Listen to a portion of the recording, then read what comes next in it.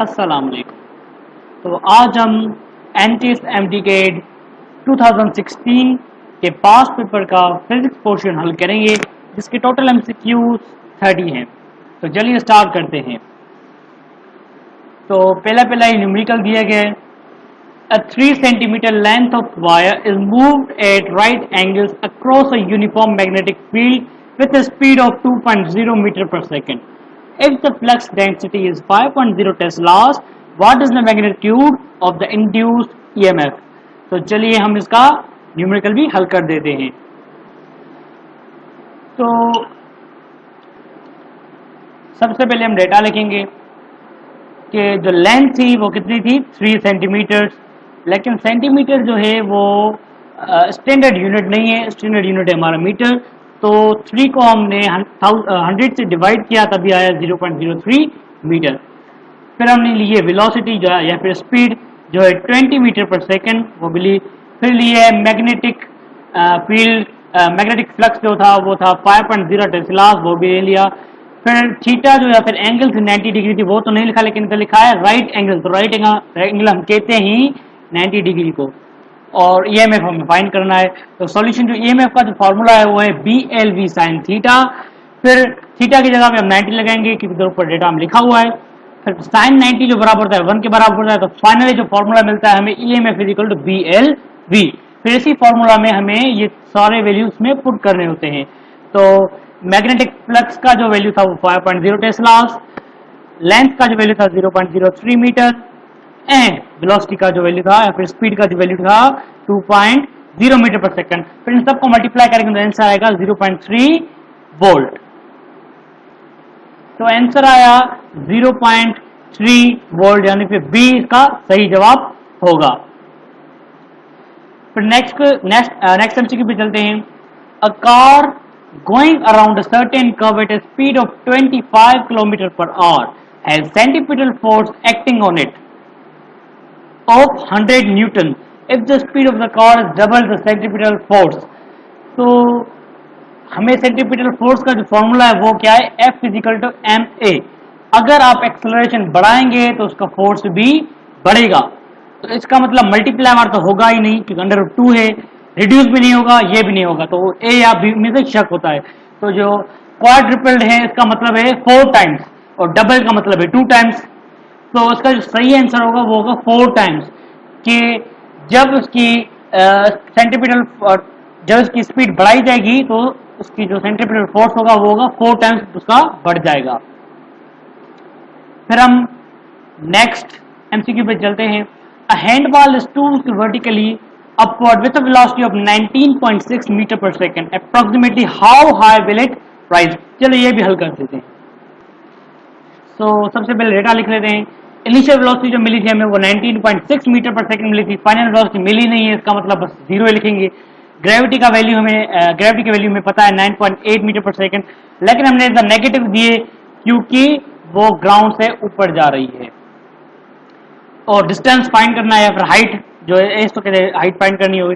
तो third equation of motion का जो फॉर्मूला में मिला है उसी से हम इसका वैल्यू मालूम करेंगे। तो 2s equal to vf square minus vi square. इसी को हमें अगर डिस्टेंस या फिर हाइट चाहिए, s जो हाइट का वैल्यू है वो चाहिए, तो 2a इधर आ जाएगा। a को हमने g से कन्वर्ट कर दिया क्योंकि ये ग्रेविटी अर्थ की बोल रहा है। फिर vf square minus vi square. फिर ये सारे वैल्यूज इस फॉर्मूला में हम पुट करेंगे।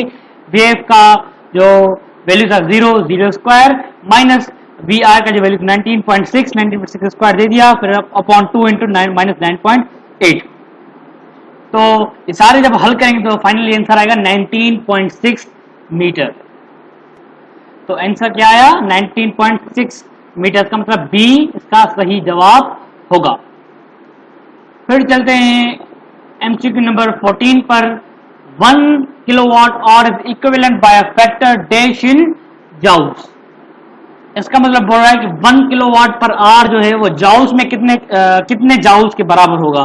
तो वो होगा 3.6 इंटू 10⁻6 जाउल्स। 3.6 इंटू 10⁻6 जाउल्स का मतलब डी इसका सही जवाब होगा।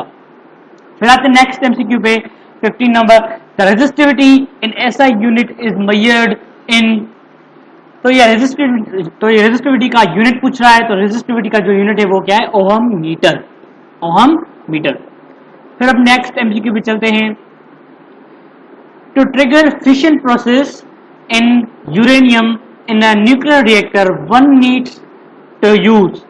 तो न्यूक्लियर रिएक्टर में जब हम यूरेनियम डालते हैं तो उसे यूज करने के लिए क्या चीज जरूरी होती है, slow proton, slow neutron, fast proton, fast neutron. Proton तो होता ही नहीं, होता न्यूट्रॉन है, तो फिर आया फास्ट या स्लो, तो उसमें होगा स्लो न्यूट्रॉन। स्लो न्यूट्रॉन भी होते हैं जो इसके ट्रिगर करते हैं यूरेनियम को।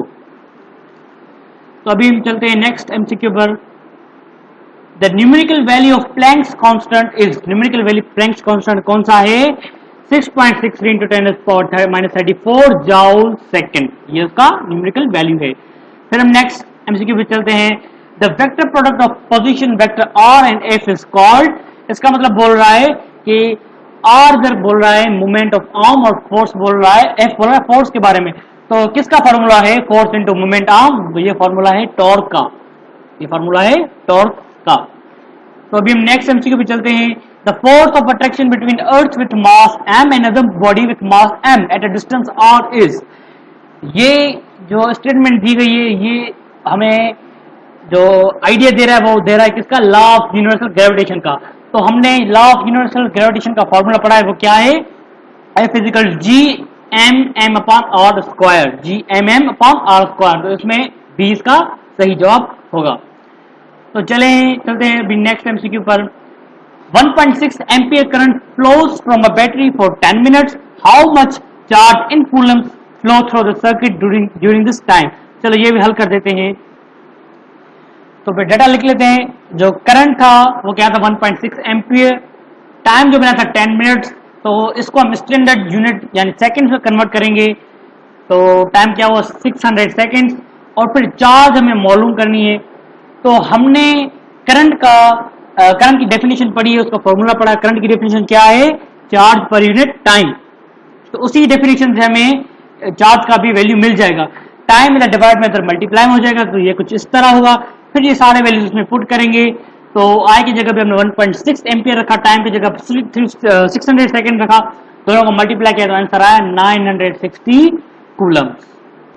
तो ये आ गया 960 कूलम्स यानी डी। तो चलते हैं नेक्स्ट क्वेश्चन की तरफ। Minimum frequency below which no electrons are emitted from metal surface is called dash frequency.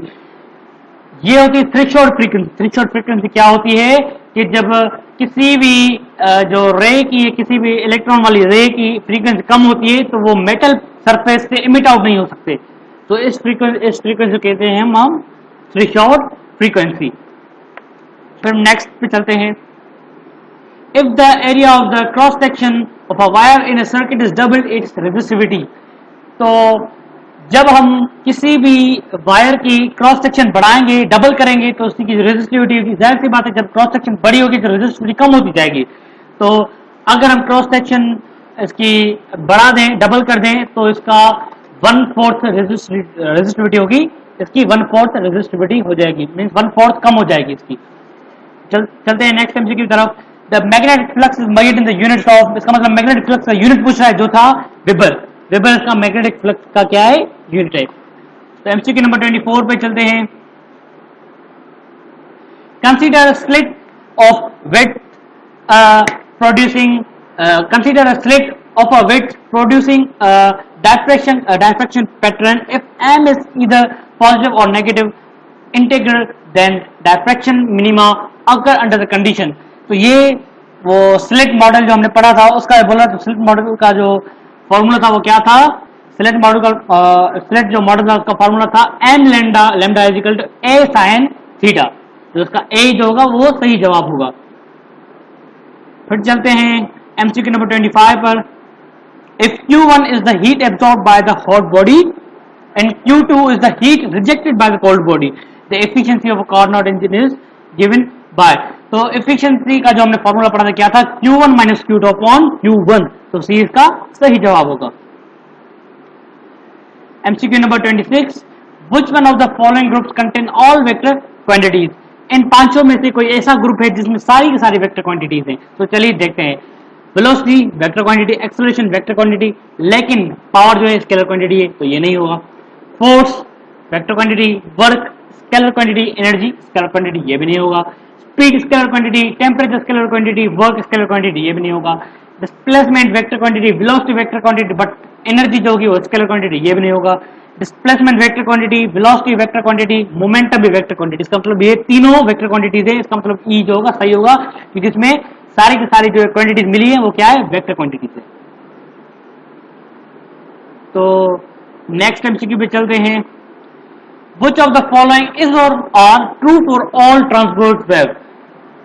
They all are electromagnetic, they all can polarize, they can all travel through a vacuum, they all involve the oscillation of atoms. तो इसका जो सही जवाब होगा वो they all can be polarized, क्योंकि हम transverse wave को पोलराइज भी कर सकते हैं। ये इसका सही जवाब होगा। 3 arms of a balance Wheatstone bridge are of 50 ohms resistance each. What is the resistance of fourth arm? तो चलिए इसको भी हल करते हैं। तो डेटा लिख लेते हैं। इसने कहा था 3 जो रेजिस्टेंस है उसकी 50 ओम थी, तो R1 रेजिस्टेंस 1 की 50 ओम, रेजिस्टेंस 2 50 ओम, रेजिस्टेंस 3 50 ओम और रेजिस्टेंस नंबर 4 हमें मालूम करना है। तो व्हीटस्टोन ब्रिज से हमने एक फॉर्मूला ड्राइव किया था जो था R1 upon R2 equal R3 upon R4। तो हमें R4 का जो वैल्यू चाहिए, तो R4 को इधर लेके जाएंगे मल्टीप्लाई में हो जाएगा, और R1 को इधर आएंगे डिवाइड में हो जाएगा, फिर R2 को R3 के पास लेके जाएंगे, फिर मल्टीप्लाई में हो जाएगा। तो ये कुछ इस तरह होगा। तो फिर ये सारे वैल्यूज उसमें डालेंगे तो क्या होगा, R2 का वैल्यू 50, R3 का वैल्यू 50, R1 का वैल्यू 50, 50 50 आपस में कैंसिल हो जाएंगे, लास्ट में एक ही 50 बच जाएगा। इसका मतलब 50 ओम का आंसर होगा। तो आंसर था 50 ओम यानी D.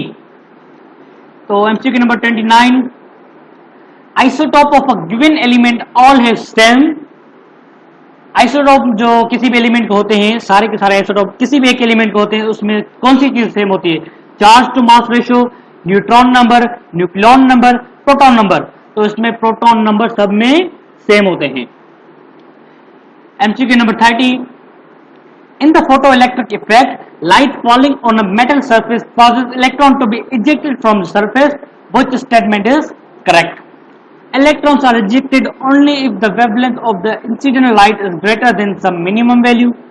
The maximum energy of the electron is independent of the intensity of the incident light. The maximum energy of the electron is independent of the type of metal. The waves associated with the ejected electrons have the same wavelength as the incident light. तो इसका जो सही जवाब होगा वो होगा B, कि इसमें बोल रहा है the minimum energy of the electron is independent of the intensity of the incident light। इसका मतलब जो कम से कम एनर्जी होगी इलेक्ट्रॉन की वो इंडिपेंडेंट है किसकी? इंसिडेंट लाइट की इंटेंसिटी पर। तो अभी नेक्स्ट पे चलते हैं। An apple is dropped from the top of a building. If it takes 5 seconds to hit the ground, find what velocity will it strike the ground. G is equal to 9.8 metre पर second square. तो इसको भी हल करते हैं। तो data लिख लेते हैं। टाइम जो हमें मिला था वो क्या था? 5 सेकेंड्स। ग्रेविटी का वैल्यू 9.8 मीटर पर सेकेंड स्क्वायर, और फिर हमें क्या मालूम करना है? वेलोसिटी। तो एक्सेलरेशन का फार्मूला हमने पढ़ा, acceleration is equal to change in velocity upon time. तो हमें चेंज इन वेलोसिटी मालूम करनी होगी, तो टाइम जब मल्टीप्लाई मतलब डिवाइड में हो जाएगा, तो ये इस तरह होगा। और एक्सेलरेशन तो इधर क्योंकि ग्रेविटेशनल फोर्स को कर रहा है, तो उसका हम कहेंगे ए को कन्वर्ट कर देंगे जी में। तो वैल्यू डाल देते सारे इसका। चेंज इन इक्वल टू जी का वैल्यू 9.8 मीटर पर सेकंड स्क्वायर, और टाइम जो था वो 5 सेकंड था, तो मल्टीप्लाई कर देंगे तो आंसर आएगा 49 मीटर पर सेकंड। तो आंसर आया 49 मीटर पर सेकंड, इसका मतलब सी। फिर अब नेक्स्ट पे चलते हैं।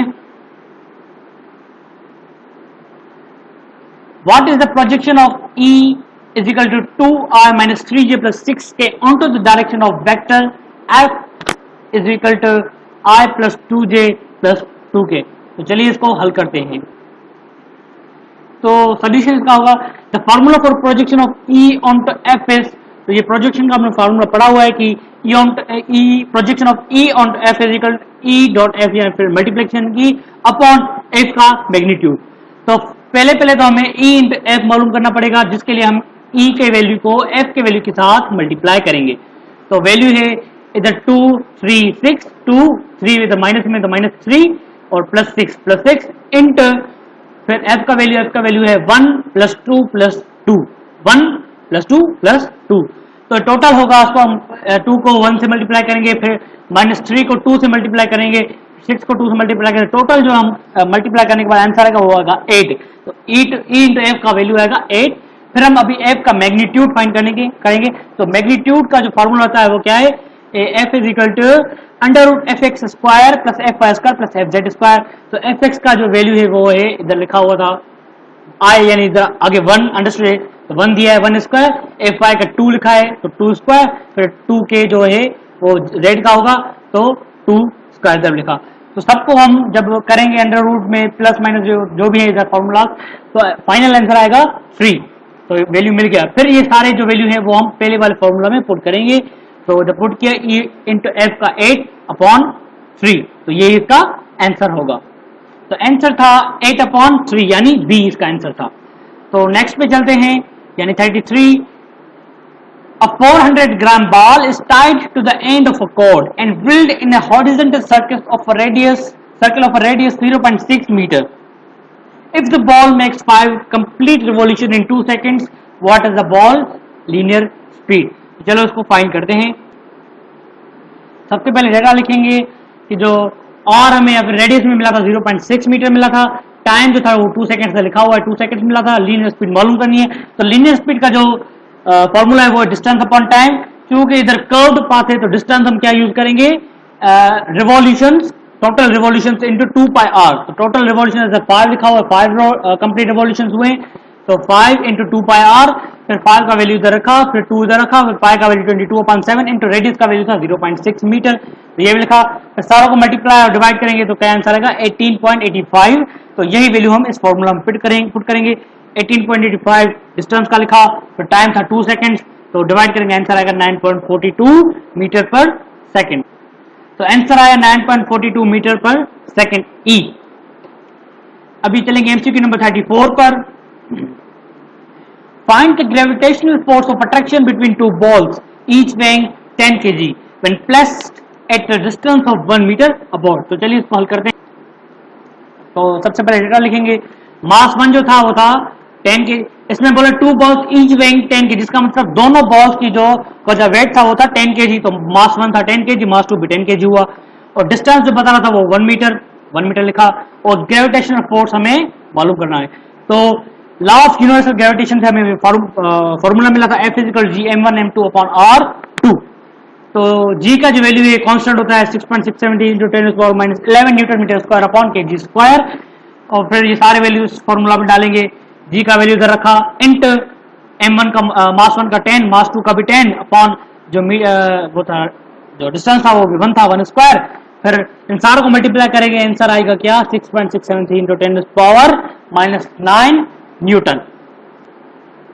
तो आंसर आया 6.673 × 10⁻9 न्यूटन, यानी ए। तो नेक्स्ट पे चलते हैं।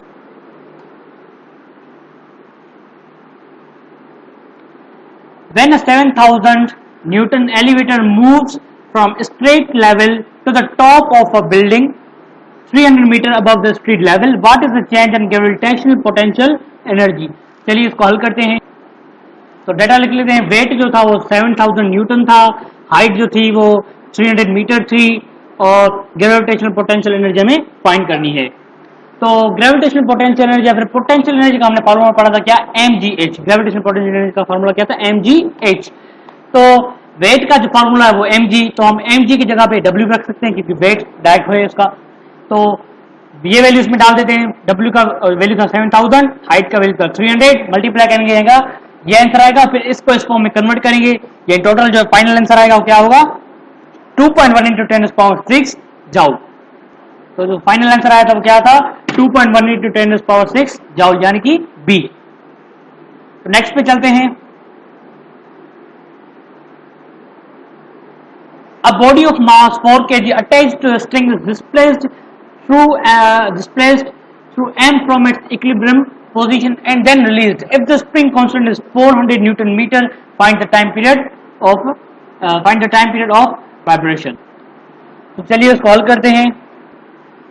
तो डेटा क्या थी, मास है 4 kg, स्प्रिंग कांस्टेंट क्या था 400 न्यूटन मीटर और टाइम मालूम करना था। तो ये फॉर्मूला में मिला था इससे T is equal to 2 pi under root M upon के।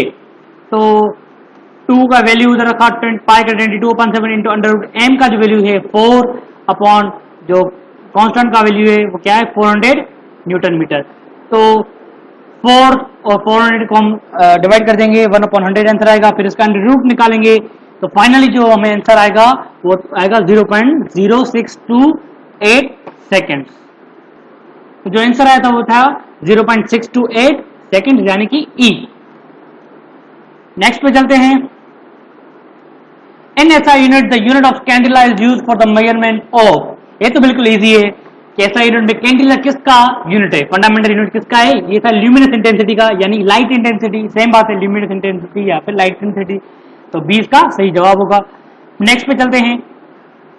What will be the position of the object when a convex lens of focal length 20 cm is used to form an erect image which is twice as large as the object?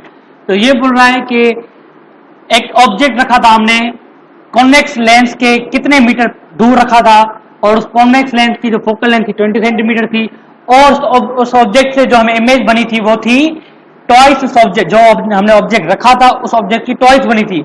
इसका मतलब 20 centimetre जो focal length है तो कोई ऐसा value हो जिसको हम ट्वाइस करें तो आंसर क्या है 20 है। कोई ऐसा वैल्यू जिसको हम ट्वाइस करें तो आंसर 20 है। तो इसमें तो एक 10 ही है जिसको हम ट्वाइस करते हैं तो 20 आता है। तो इसका मतलब वो ऑब्जेक्ट जो हमने रखा था वो कॉन्वेक्स लेंस से 10 सेंटीमीटर दूर रखा था, तभी तो इमेज जो बनी थी वो ट्वाइस बनी थी, इसके डबल बनी थी। जो ऑब्जेक्ट थी उसकी डबल यानी 20 सेंटीमीटर दूर जो उसकी फोकल लेंथ थी वही बनी थी इसकी। नेक्स्ट पे चलते हैं। Find the heat transferred to or from the system when a thermodynamic system undergo a process in which its internal energy decreases by 300 joule if at the same time 120 joule of work is done on the system। चलिए इसको हल करते हैं। तो जो internal energy थी वो थी 300 जूल, लेकिन हमने नेगेटिव साइन क्यों दिए क्योंकि वो डिक्रीज हुई थी, कम हुई थी, तो इसलिए हमने इसमें नेगेटिव साइन रखी है। और जो वर्क डन था वो कितना था 120 जूल, लेकिन माइनस भी हमने फिर क्यों की work done on the system था इस वजह से, तो on the system is considered as negative. फिर चेंज इन हीट मालूम करनी है।